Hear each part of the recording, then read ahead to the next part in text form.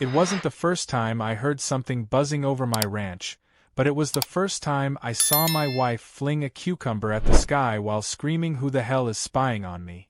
I looked up from where I was fixing the chicken coop and saw it, a sleek black drone hovering just 20 feet above our garden, its lens shamelessly zoomed in on my wife, who had been sunbathing in peace moments earlier. She scrambled to grab a towel, while our golden retriever barked up at the robotic bird like it had declared war. That thing wasn't just flying over our land. It was violating our airspace and our dignity. And right then and there, I knew someone had crossed a line they wouldn't walk back from.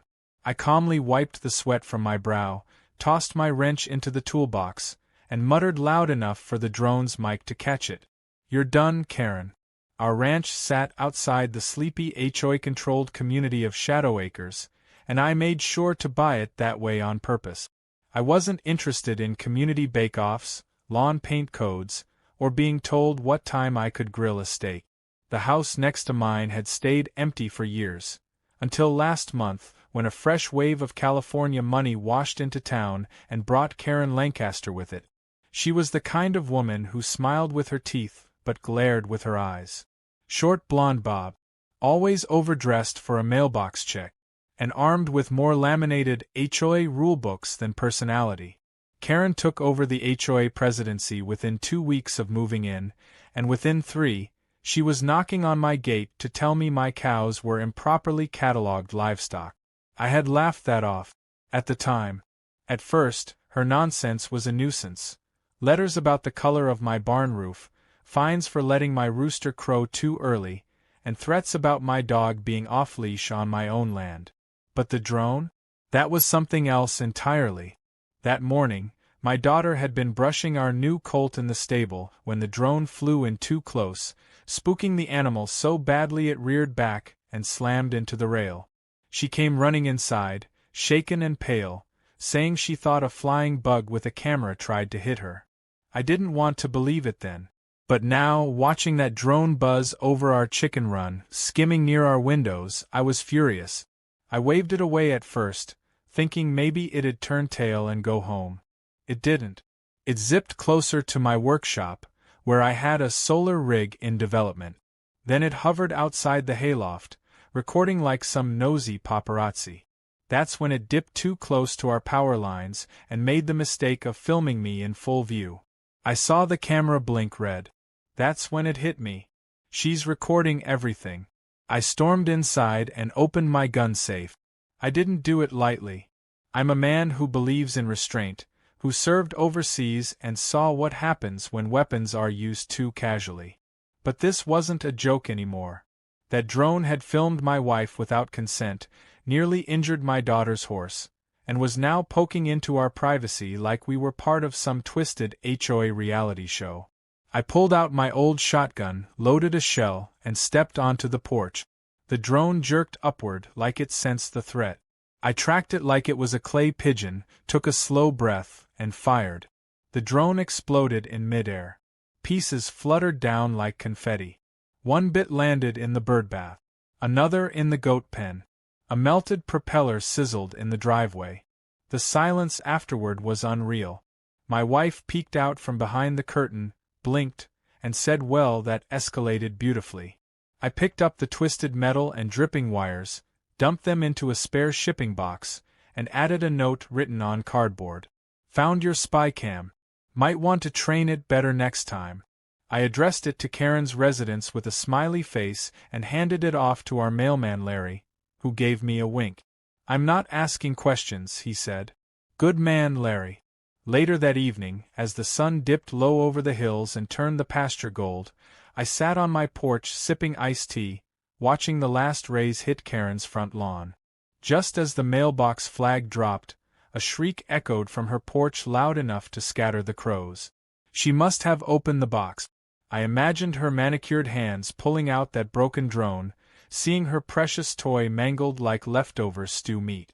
I could almost hear her screeching about airspace laws and privacy violation and whatever HOA nonsense she had on speed dial.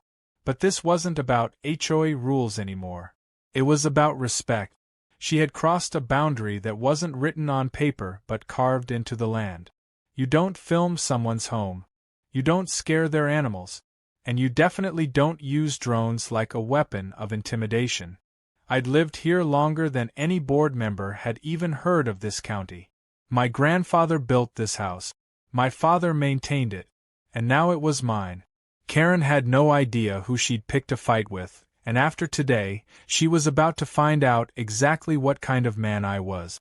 But the biggest shock wasn't the drone. It wasn't even Karen's obsessive behavior. It was what we found inside the wreckage. The drone wasn't just filming us. It had stored hundreds of gigabytes of footage not just of our ranch but of other neighbors. Some clips showed kids playing. Others showed windows during nighttime. There was even a clip of Karen herself, clearly unaware she was being recorded. That's when I knew this wasn't just some HOA power trip. Something darker was going on. I didn't sleep that night. Not because I was worried about retaliation, but because I was already planning my next move. Karen thought she could violate my land, my family's safety, and then hide behind her little clipboard and bylaws. But she brought a drone to a gunfight, and she was about to find out what a real storm looks like. Karen's rage didn't just arrive, it detonated. The very next morning, while I was saddling up to check the outer fence line, a black SUV screeched up to my gate like it was a SWAT raid. Karen jumped out wearing oversized sunglasses, a blazing red blouse, and fury radiating off her like summer heat. She stomped through my gravel driveway without an ounce of permission and waved a thick manila envelope like it was a sword. "You'll be hearing from my lawyer," she screamed, tossing the envelope at my boot. "You destroyed private property and violated federal drone laws. This is a lawsuit. You're done." I picked up the envelope slowly, shook the gravel off it, and flipped it open like I was checking the weather.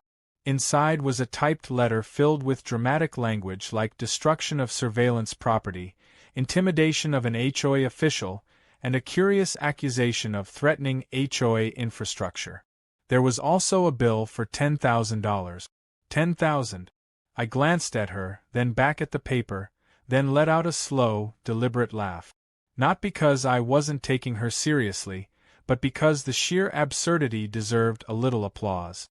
I looked up and said, "Karen, if you think that drone was legal, you might want to fire whoever typed this garbage." She turned beet red and stomped back to her SUV, shouting that I'd hear from the FAA next. I waited for her to slam the car door before walking back to the porch, where my wife was already recording the whole meltdown on her phone. "We're gonna need popcorn," she whispered. I texted my buddy Daniel, who had been my bunkmate in the military and now worked as a property law attorney in Austin. He owed me a few favors, and I figured this circus might actually amuse him. He responded within a minute. "Send me everything. I'll tear her HOA fantasy apart like a wet napkin." While I forwarded him Karen's letter and the shipping receipt showing I had returned the drone, my daughter sat at the dining table examining the memory card she had carefully pulled from the wreckage the day before. We hadn't looked through the contents yet, figured we might hand it over to authorities if things got ugly. But now seemed like a good time to peek. I slid the memory card into my old laptop and waited for the files to load. There were folders labeled with GPS timestamps, dates, and street names. Dozens of them. The footage started innocently enough. Slow pans over rooftops, HOA property signs, common areas. But then it got weird. One clip showed our neighbor Lisa, in her backyard, doing yoga. Another one zoomed in on Mr. Finch's house while he was trimming hedges.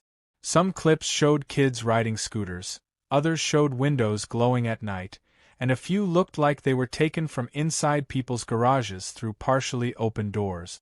My wife leaned over and muttered, "This wasn't surveillance. This was stalking." And then we found something even worse. A clip from 2 weeks ago showed Karen herself, standing on her back porch in a bathrobe, yelling at someone on her phone. The drone, apparently on autopilot, had captured her in a deeply private moment.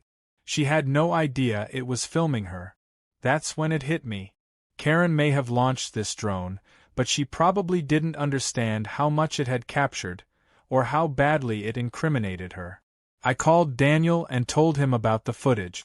His tone changed instantly. "That's not just a privacy issue, Jack. That's a legal grenade. Especially if minors are in that footage." He told me to save everything, back it up twice, and keep the original card stored in a dry box. He'd be driving up himself in the morning. Meanwhile, he suggested I upload one edited clip.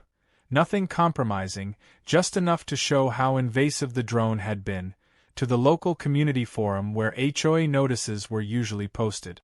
He said people needed to see what kind of surveillance they were dealing with. That evening, I uploaded a 30-second video showing the drone hovering above my property, zooming in on livestock and open windows, and swooping down near my barn. No faces. No names. Just a caption that read, "Did you consent to this? Because I sure didn't." The response was instant. Within hours, the post had hundreds of views, and the comments section exploded. People were outraged. Some said they'd noticed strange buzzing sounds lately. One woman claimed she thought someone had been watching her teenage daughter. Another man joked that if this was part of HOA compliance, he was moving to Antarctica. The next morning, Karen tried to play innocent. She posted a reply under the HOA account saying the drone was a safety measure and part of a routine property survey to ensure neighborhood standard. But it backfired spectacularly. People started demanding proof of board approval. One guy posted a screenshot from FAA regulations, clearly stating drones cannot hover over private property without permission. Another linked to state laws regarding electronic surveillance. The pressure started building. Karen must have realized she'd opened Pandora's box, because that afternoon she removed her post. But the damage had already been done. The footage was now circulating among neighbors, group chats, and even someone's Instagram story. That night, a couple from down the road knocked on my door and asked if they could see the full video library. Turns out they'd seen a drone above their toddler's sandbox last week and were wondering if it had caught anything. My wife served them lemonade while we queued up the files. By now, Karen's lawsuit threat was practically a comedy routine. Daniel arrived the next day with printed legal forms, a copy of the state's trespass by surveillance clause, and a smirk that could slice concrete.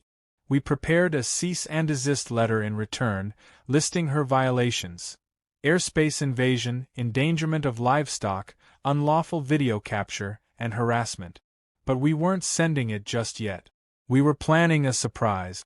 Because what Karen didn't know was that Daniel had found an FAA loophole.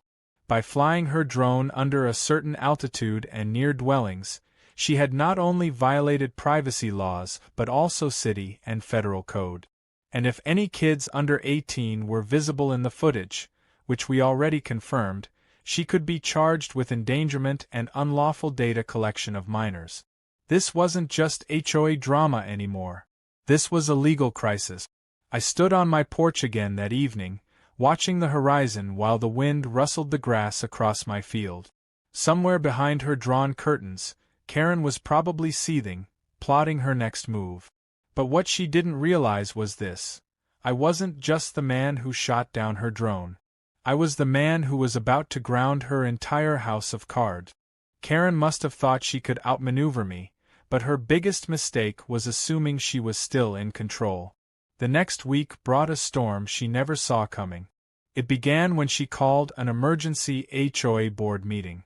Not a scheduled one, not even one announced with proper notice like the bylaws required. No, Karen went rogue. She slapped together a last-minute gathering at the community clubhouse and invited only the board members she still thought were loyal to her, plus a handful of residents she believed could be manipulated with cookies and self-righteousness. What she didn't know was that one of those loyal board members was the husband of a woman who'd already seen the drone footage hovering near their bathroom window. She didn't just change sides, she came in swinging. I wasn't invited to the meeting. Naturally.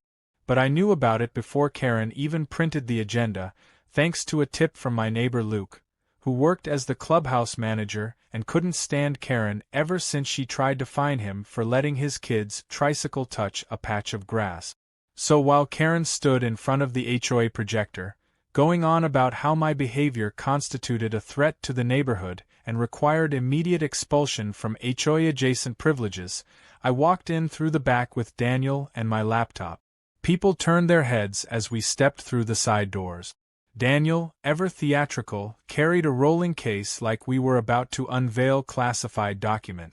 Karen froze mid-sentence. The silence that followed was heavy. "Sorry to interrupt," I said, walking calmly to the front. "But since you're all discussing me, I figured I'd bring some supporting evidence to help with your decision." Karen tried to object, shouting that the meeting was private and I wasn't a member of the HOA. I reminded her loudly that the HOA's own rules required any subject of proposed sanctions to be allowed a chance to respond. Daniel nodded toward the stunned board and added, "We're just here for truth and transparency. That's still part of the community charter, right?" I plugged the laptop into the projector. The screen came alive with a frozen frame of drone footage, our property, captured from an uncomfortably low altitude. Then I played the first clip. The room gasped.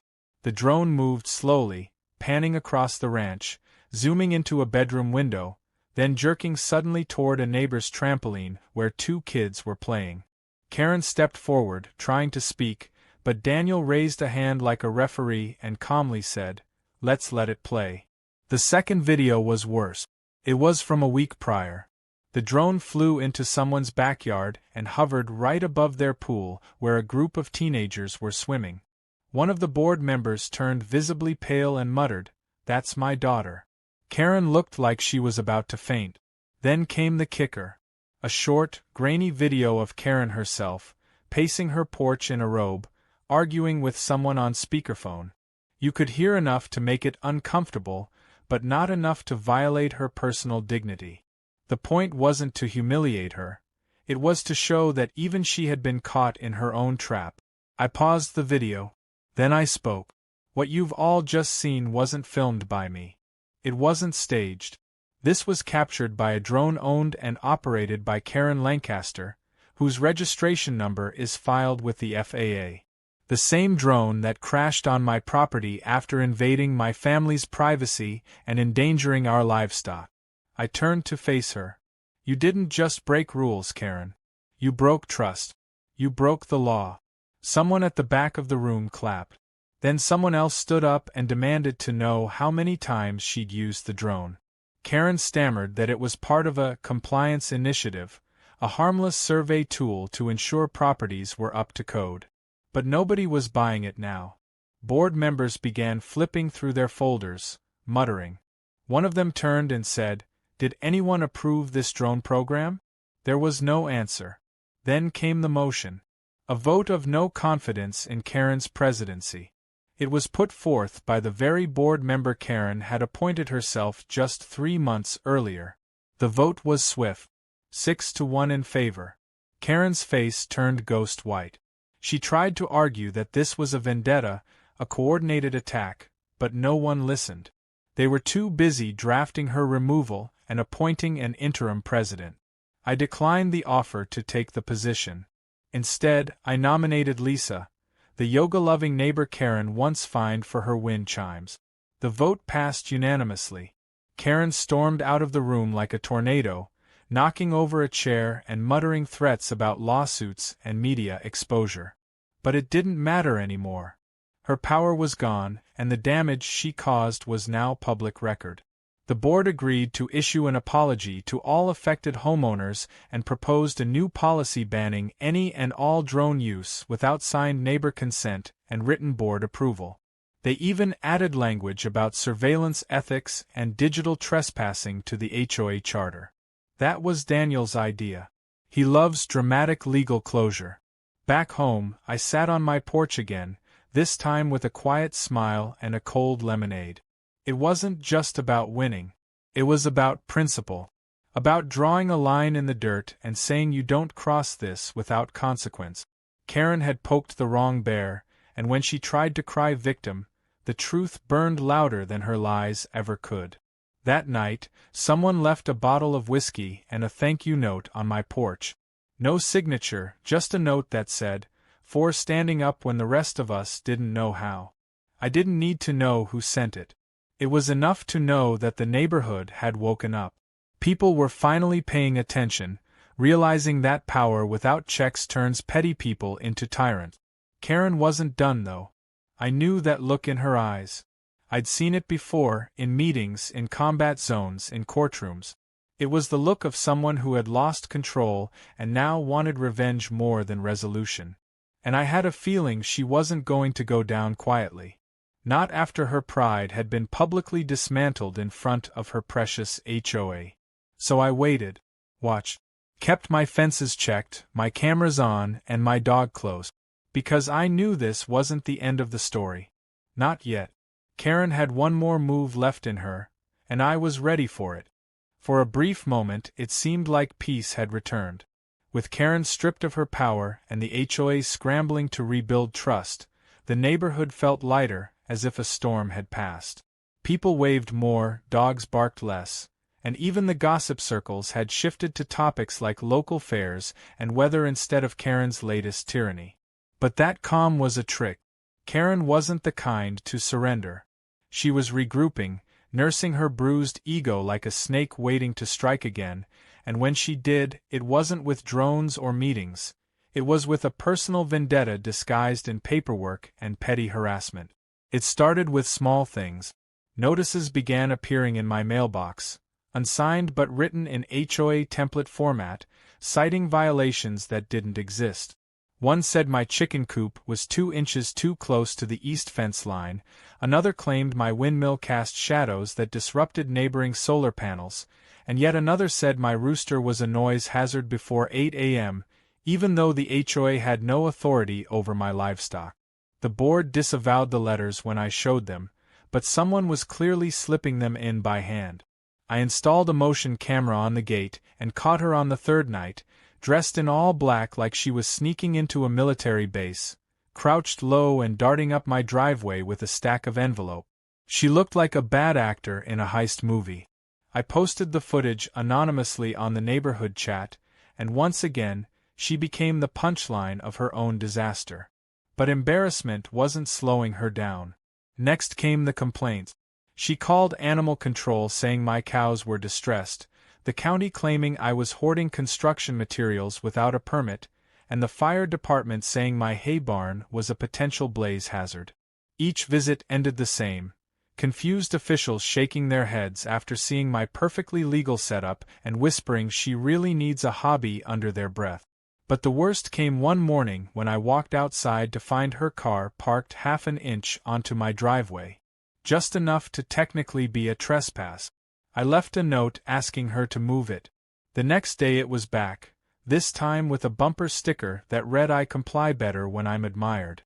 That's when I realized this wasn't about winning anymore. It was about punishing me for humiliating her. She didn't care about rules or reason. She wanted to remind me that no matter how many board votes I won, she could still find a way to be a thorn in my side. That's when my son decided to step in. He was a quiet genius when it came to computers. At just 17, he had already built drone jammers and coded home automation scripts better than most professionals.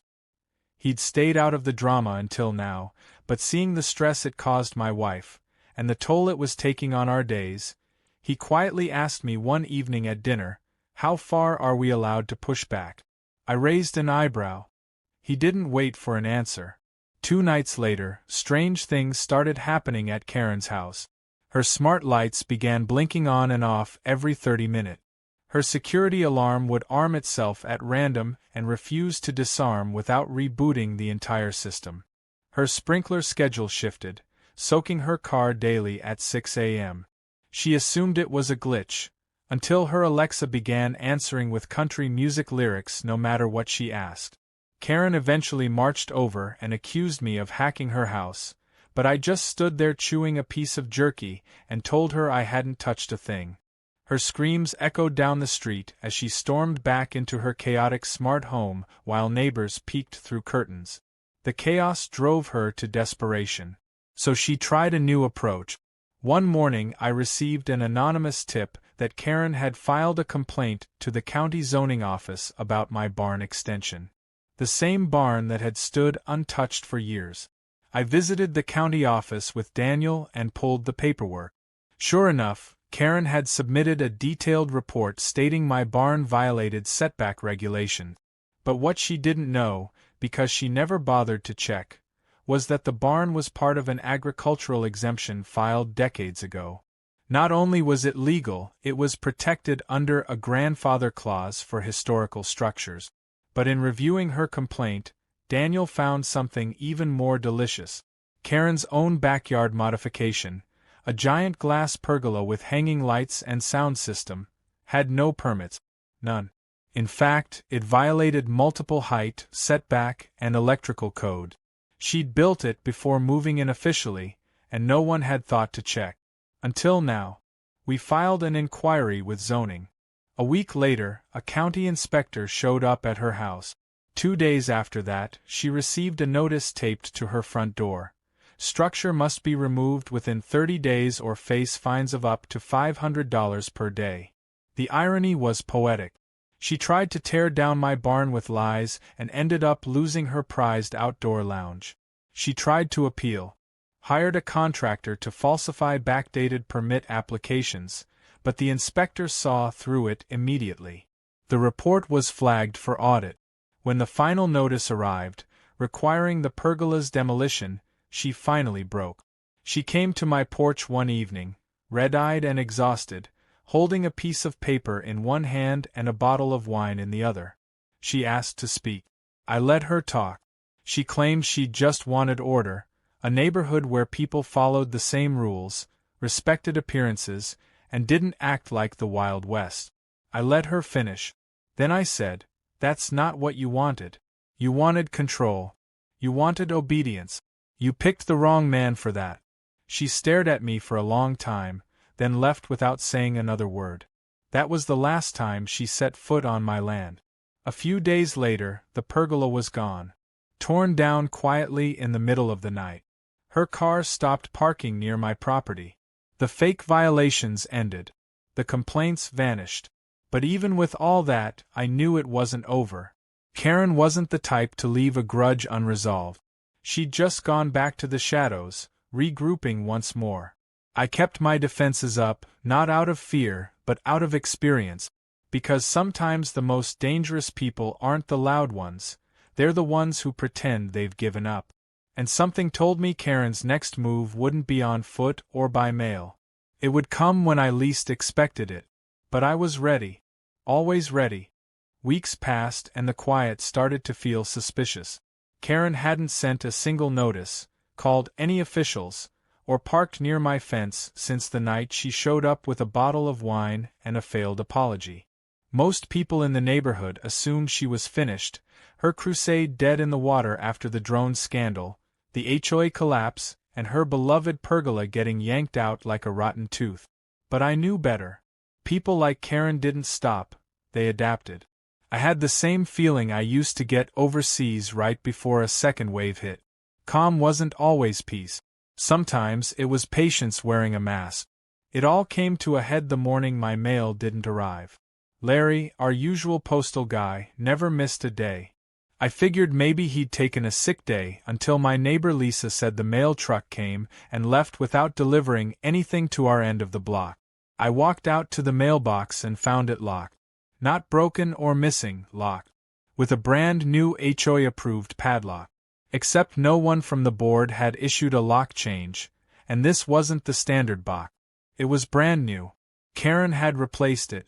I confronted the new interim HOA president, Lisa herself, who was just as baffled. She confirmed that Karen had somehow regained access to old vendor credentials and scheduled an unauthorized mailbox replacement before her final authority was revoked. Technically, it had been ordered weeks ago but never finalized, until now.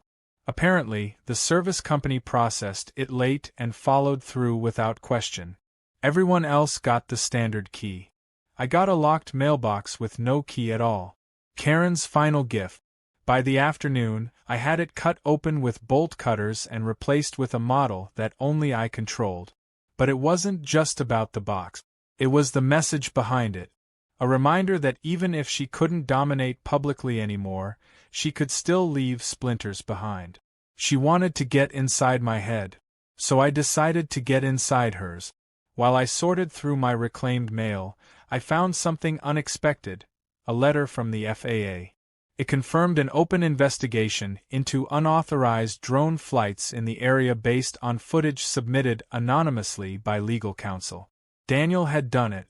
Without telling me, he'd forwarded all the drone clips to the federal investigators. The letter didn't mention Karen's name, but it didn't have to. A week later, an FAA representative in a government sedan showed up at her doorstep. I watched from across the road as she answered, looking like a sitcom character trying not to panic in front of a live audience. She was still in her robe. The investigation opened the floodgates. Neighbors began submitting their own footage, complaints, and copies of strange letters they'd received that aligned with drone flight days. Some had even found similar drones buzzing near their rooftops months ago and hadn't put two and two together until now. The FAA started requesting data logs from her drone manufacturer, which would show flight paths, altitudes, and even audio recorded during surveillance. And because she used her registered name to set up the drone's account, there was no denying it was hers. Karen, in a last-ditch effort to deflect blame, claimed her drone had been hacked. She said she had lost control of it and that anyone could have piloted it. But what she didn't know was that the drone had linked to her home Wi-Fi every time it was launched. Daniel made sure that was included in the file. She wasn't just the owner. She was the operator. That connection was the nail in the coffin. The FAA levied a fine. A big one. Not only for unauthorized surveillance but for flying too close to occupied structures and endangering livestock. I heard from someone on the board that it came to just over $15,000. She tried to appeal but failed. The footage was too detailed, too damning, and as a final blow, the HOA itself voted to permanently ban her from holding any position on the board ever again. Her title was now revoked by amendment. But the story wasn't over until I closed it myself. One evening, I packed the remaining drone fragments, the ones I'd kept as souvenirs, into a heavy-duty metal box. I included the original memory card, printed FAA regulations, a copy of the HOA vote, and a note that simply read, "For your scrapbook." Then I mailed it via certified return receipt and stood on my porch sipping coffee the morning she signed for it. She didn't look up at me. Just stood in her doorway holding the package like it might bite her. Maybe it did. That weekend, we hosted a community cookout on our ranch. Everyone came. People brought pies, grills, folding chairs, and enough laughter to drown out the bitterness that had haunted us for months. We even made a game out of it, drone piñata. My son built one out of cardboard and hung it from a tree. The kids took turns whacking it with broomsticks until it exploded into candy. When it hit the ground, someone yelled out, "Looks like Karen's surveillance program just got defunded." The crowd roared. As the sun dipped behind the hills and the fire pit crackled, I sat back and finally felt the weight lift. We had won, not just the fight but the neighborhood. People were no longer afraid to stand up. The board was stronger. The bylaws were clearer. And Karen, for all her theatrics, had become a warning instead of a ruler. A few weeks later, a package showed up at our front door. No return label. Inside was a tiny toy drone, brand new, with a sticky note that said, "Truce." I laughed so hard I nearly dropped it. I handed it to our golden retriever, who immediately ran off to bury it near the garden. Sometimes, peace doesn't come from defeating someone. It comes from showing them you can't be broken. That your land, your home, your values, those things don't bend to ego or paperwork. They stand because you make them stand. And sometimes, all it takes to remind someone of that is a little flying camera and a good old-fashioned shotgun.